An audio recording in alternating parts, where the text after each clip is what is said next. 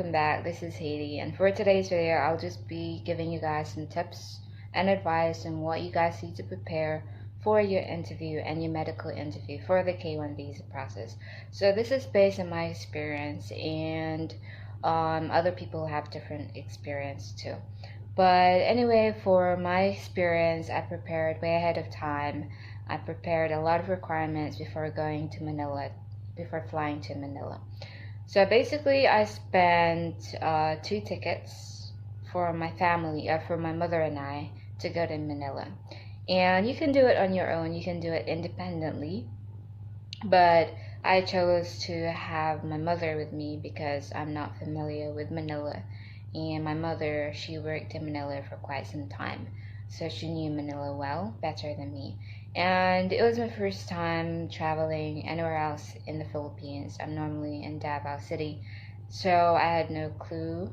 But you can travel, I mean, if you're fully independent and you want to save money, you can travel on your own. But if you're in Manila already, then it's easy. But in my situation, I was flying from Davao to Manila. So basically, I had to spend 2 tickets back and forth for my mother and I. So I spent 20,000 plus pesos on the ticket, and it wasn't promo. But you can get a promo ticket from wherever you're traveling to. So if you're traveling from Cebu to Manila, then you can probably get a cheaper flight. Or if you're traveling anywhere else in the Philippines to go to Manila, because Manila is the only it's the only place where you have to be interviewed. It's the only embassy in Manila. And also St. Luke's, it's the only hospital, because it's basically they're linked together. So you cannot have you cannot have your medical anywhere else. Okay, so you have to have it in Manila. But in Davao, they're building a hospital, St. Luke's, but I'm not sure if it's developed yet. But they are planning to build St. Luke's in Davao. Okay, so basically, I spent 2 plane tickets to go to Manila. And in terms of hotel recommendation, there are plenty of hotels near the embassy.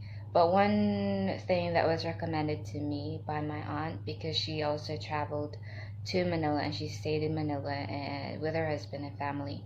So she recommended me to stay in the Pensioner Hotel, which is very close. It's a walking distance from the embassy. But since I was scared and I was scared of being late for my interview, so I took the taxi instead. But you can walk there and you can save money. But luckily for my mother and I, the taxi driver did not scam us, which was really good. So you guys, there's other hotels near the embassy, so you guys can just walk to the embassy. So the hotel that my mother and I stayed in was very cheap, and it was really quiet. And I just advise you guys to, if you want to be familiar with a place, then I suggest the day before your interview, you guys can walk around, be familiar with whereabouts you are, and just to be comfortable with your surrounding. So the hotel that my mother and I stayed in was in between the embassy and St. Luke's.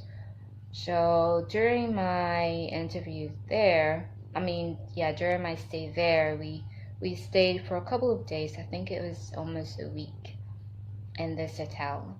So I only spent, I'm going to put the price of the hotel. So I think, and of course, don't forget, you have to pay a fee for going to St. Luke's. And it's 17,000, but you guys have to check the website again, because sometimes they update it. So 17,025 pesos. But for K2, it's different pay, I think. So you guys have to check with St. Luke's website. And my advice for you guys is to always bring pen with you wherever you go, a black pen. It's really important to bring a pen with you all the time. It's because you have to fill out forms and you don't really want to pay 50 pesos or 20 pesos for a pen if you're saving for money. But if you have the money, then go for it.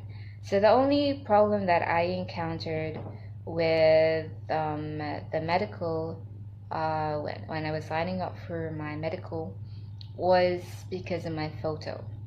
So I got there in St. Luke's really early, around 4 o'clock in the morning, and it was such a long line. I was really surprised. It was really long.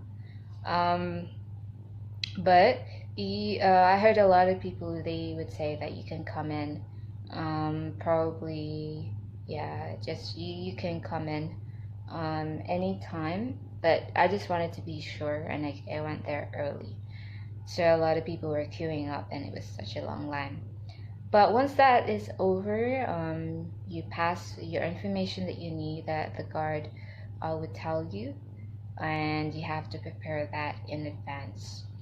So the only thing that there was a problem with my photo was because it was basically my photo was, it covered my ear.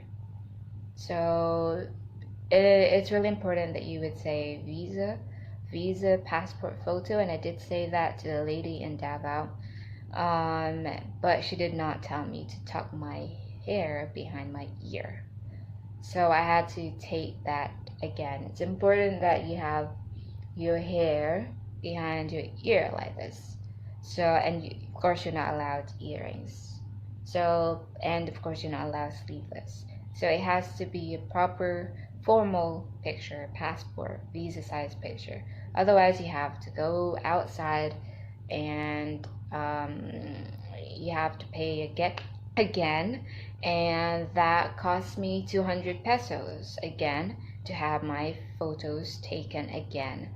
And it was a pain. It was really a pain, but you got to do what you have to do. So my only advice for you guys is to have your, it has to be neat. Okay, so that's the only problem that I encountered with my medical in St. Luke's. And to be honest, having my medical was also scary, but I knew that I was also in good condition,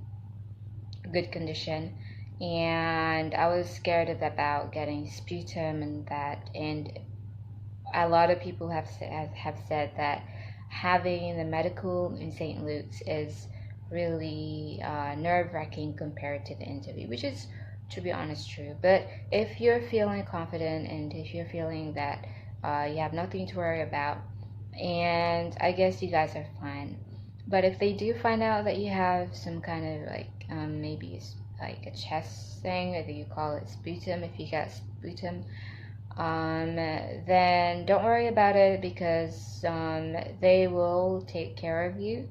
So you guys, I know it will basically drag your process a long time, but and you have to wait again, but they will take care of you. And once that is done, once you get tested and everything, then you are then free to do your interview.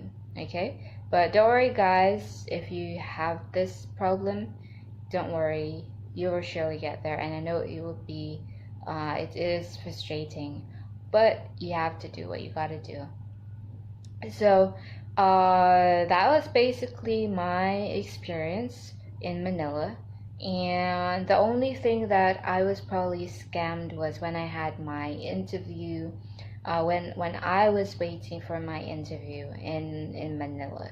So I was basically my mother and I went there early, and I left everything with my mom, aside from my documents and my requirements for the visa. So if you arrive in the embassy, you have to wait outside until the guard calls you in by the time, depending on the time that you have the interview. So mother and I were 30 minutes ahead of the interview, waited outside. No chairs, you can stand, but there will be people, you can rent chairs for 50 pesos, or maybe I think it was 50 pesos as far as I can remember. And of course we had I had a chair for my mom. I bought, yeah, I sat down, and a lot of people came. I mean, people were trying to sell us pens, and it would be better if you have pens, yeah, pen with you, instead of having to pay someone, instead of having to buy them. And it would be better if you leave your things in the hotel, or if you have someone with you, then you can leave your gadgets or your bag with your mom or someone or a friend. Unless because yeah, you have to pay. If you have a bag with you, you have to pay the lady or someone to look after your bag, and that would cost probably 500 pesos. So my advice for you guys is to leave everything. But if you're not comfortable with it and you have the money for it, then you can leave it with a lady if you trust that person. So I was, yeah, basically scammed with my photos again. So the only problem I had was my photos. I had to pay because this person told me that it's important that the size of the photo mattered in the interview, but they did not ask for that. So that was the only part where I was scammed, and my mom was really angry. But other than that, everything was really smooth, and that is based on my experience, so you guys can experience a lot of things. The do's and don'ts, yeah, the do's and don'ts is do not bring a gadget.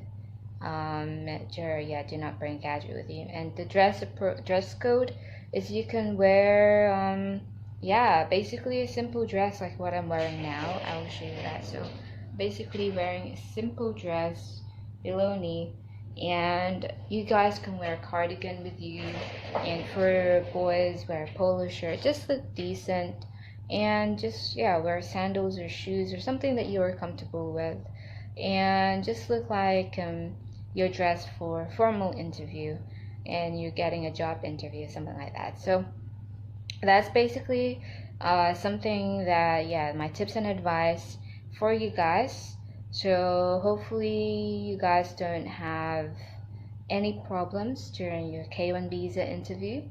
So I wanted to do this video because this was also requested by my friend, and she told me that a lot of us here, or a lot of you guys, would probably want to hear my experience. So thanks to her, I did this video, and I hope that I explained it well. And I want you guys to know that do not worry about it, because you will surely get there. And although it's a long process, and once you arrive in the UK, you'll be happy. In the US, you will be happy to see your fiance and to get married. And after that, it's another process again. But I will also make another video about that. So thank you guys for watching my video, for listening to me, and I hope that you guys will be approved and no red flags during your interview. So I'll see you guys again in my next video. Bye for now.